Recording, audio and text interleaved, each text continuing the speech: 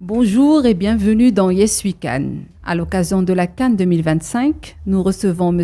Khalil Thiero, chef des opérations d'Orun, une organisation panafricaine engagée dans la structuration des industries culturelles et créatives comme levier de développement, de souveraineté culturelle et soft power africain.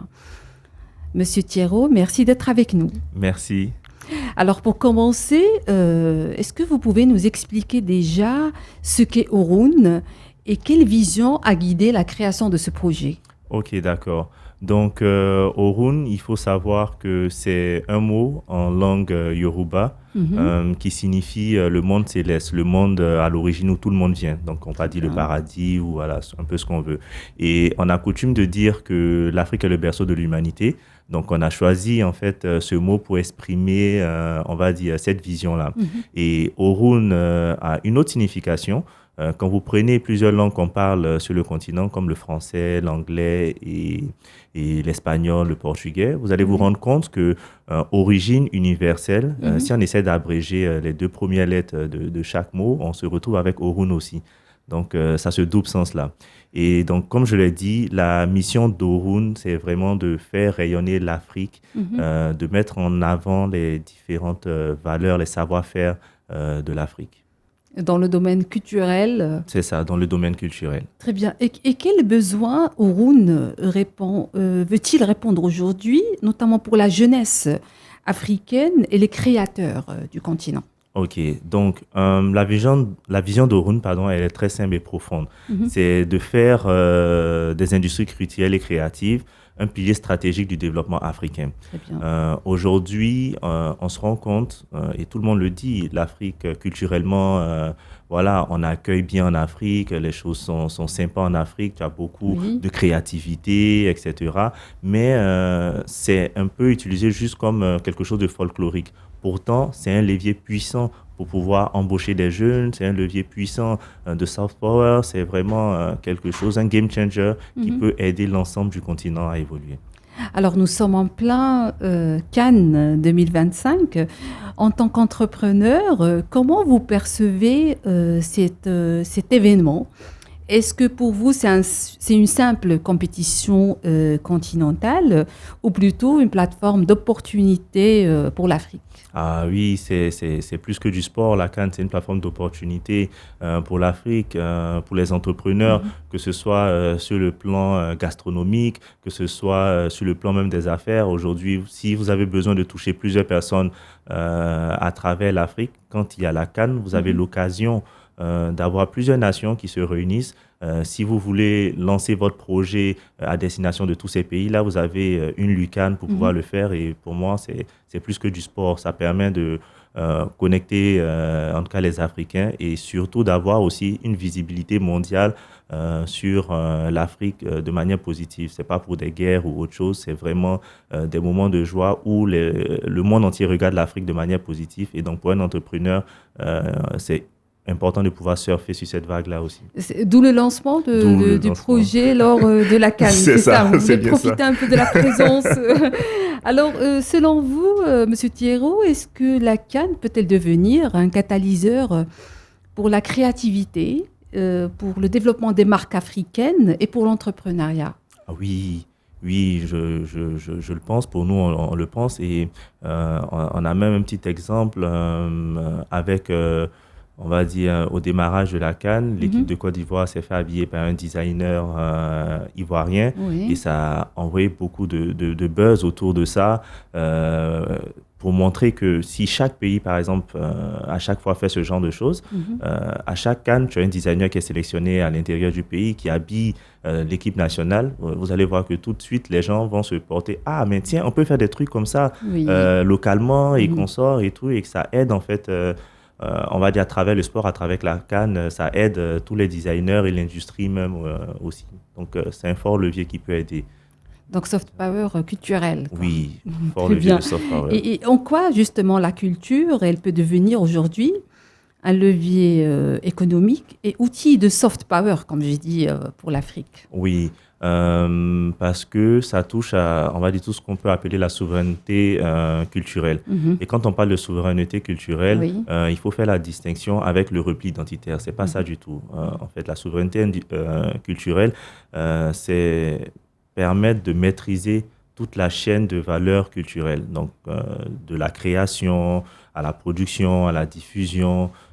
Ça permet en fait aux Africains de pouvoir se réapproprier non seulement leur récit, de pouvoir mettre en valeur ce qui les identifie le plus. Et ça, pour moi, c'est vraiment super.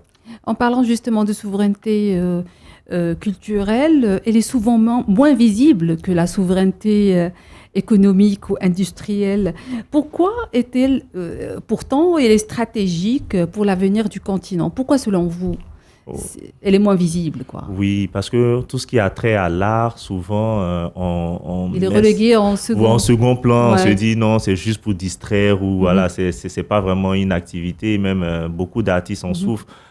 Quand tu expliques souvent à ta famille ou à tes parents que tu es devenu artiste, on se dit c'est pas un métier, je trouve. En temps, voilà, c'est plus le cas maintenant. Ça, oui, maintenant ça a beaucoup évolué. Donc pendant longtemps c'était le cas, maintenant ça a beaucoup évolué. Et donc, mais les gens ont toujours ce regard-là un peu sur tout ce qui est culturel, en se disant non, c'est pas forcément pas utile, mais pas ça n'a pas le même poids que ceux de l'économie. Mais pourtant, tout ce que nous façonnons, tout ce que nous imaginons, etc., vient de la culture.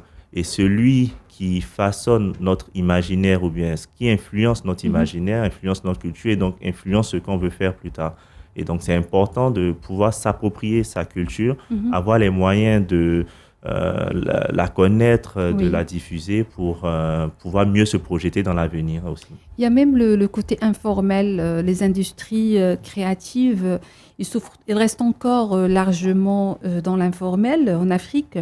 Comment, à votre avis, les faire structurer? Oui, donc pour, on va dire, cette partie, on ne peut pas dire que ceux qui sont encore dans l'informel le font parce que peut-être ils n'aiment pas travailler ou pas de la paresse. Ce n'est pas possible parce que quand on regarde même les conditions de travail, on se rend compte que c'est quand même des conditions assez difficiles. Donc, c'est des personnes qui ont le courage, mais tout ce qui manque par moment, c'est que avec la modernisation et l'évolution qu'il y a eu, la structuration du travail, les bonnes pratiques pour pouvoir, on va dire, structurer leur travail pour que des personnes externes, des organismes puissent faire confiance à leur manière de travailler. Souvent, c'est ce qui manque. Et donc, nous, au niveau d'Orun, ce qu'on veut essayer de faire, c'est justement pouvoir accompagner les artisans, accompagner les designers à pouvoir se structurer, à pouvoir mettre en place ce qu'il faut pour que ce soit des partenaires extérieurs, des acteurs économiques, des organismes internationaux, les organismes internationaux puissent les accompagner parce que dans leur manière de travailler, tout est, on va dire, clair, structuré, correct. Si une banque peut aujourd'hui accompagner un artisan ou un designer, etc., qui puisse avoir une mini-comptabilité de telle sorte à ce que, oui, tout investisseur qui souhaite les accompagner puisse être rassuré quant au fait que ces personnes savent distinguer leurs finances personnelles de leurs finances professionnelles. Et tout. Alors, revenons à la CAN, on dit souvent que le sport ou le foot est souvent perçu comme un outil de coopération continentale et d'unité africaine. Est-ce le cas pour la culture aussi et les industries créatives? Et les industries créatives. Je dirais que moins que le foot, mais c'est le cas aussi. Ça devrait être en tout cas le cas parce qu'aujourd'hui, quand on prend les différentes cultures qui existent, la majorité des cultures africaines appellent au rassemblement, appellent au brassage, appellent à aider l'autre, etc. Donc, c'est tout comme le sport et je dirais peut-être même plus que le sport. Voilà. Très bien. Et très concrètement, comment passe-t-on aujourd'hui de la création artistique ou artisanale à un actif économique durable, structuré et surtout exportable? Ok. Pour ça, c'est de connaître qu'est-ce que comment on appelle, votre public qui doit recevoir en fait ce que vous faites attend en termes de qualité. Donc, quand on fait une production locale, on a souvent, on va dire en termes d'exigence, des exigences moindres que des personnes qui sont souvent à l'extérieur. Et par méconnaissance, c'est pas parce que nos artisans ou nos designers ne peuvent pas le faire, mais c'est juste que souvent, ils n'ont pas la bonne information pour pouvoir appliquer les choses correctement. Parce que même souvent, des grandes marques, vous voyez, ils viennent en Afrique, ils demandent à des artisans africains de faire des choses et après, ils exposent ça dans leur boutique. Mais quand ils le font, ils leur expliquent, voici les codes, les éléments à respecter. Et aujourd'hui, c'est ce qui nous manque pour arriver à ce même niveau d'exportation et de qualité. C'est pas qu'il n'y a pas la volonté, mais c'est juste que le savoir-faire doit juste être organisé. Vous verrez que on a des artisans et des designers incroyables. Monsieur Thiéraut, j'imagine que ce n'est pas votre première fois ici au Maroc. Ah non, non.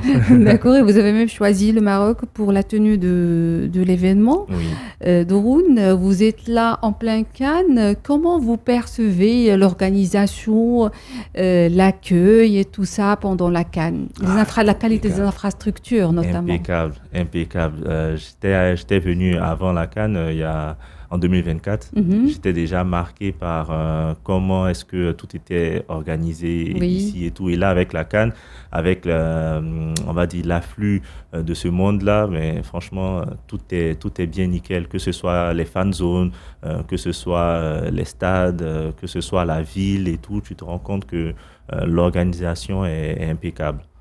Super. Alors, nous posons toujours la même question ici dans notre émission Yes We Can. À votre avis, ce que l'Afrique peut réussir aujourd'hui collectivement? Ce que l'Afrique peut réussir collectivement, nous on est là pour les ICC.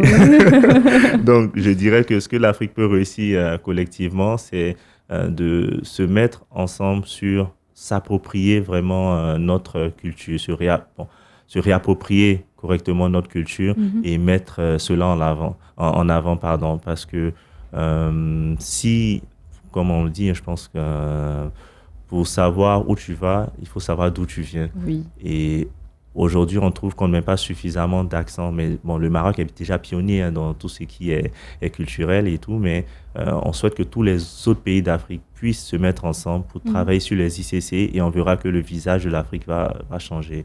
Positivement, très positivement. Monsieur Thiéraut, merci d'avoir répondu à notre invitation. Merci à vous. Merci à vous de nous avoir suivis. La Cannes continue, l'Afrique avance et ici on le dit avec conviction, yes, we can.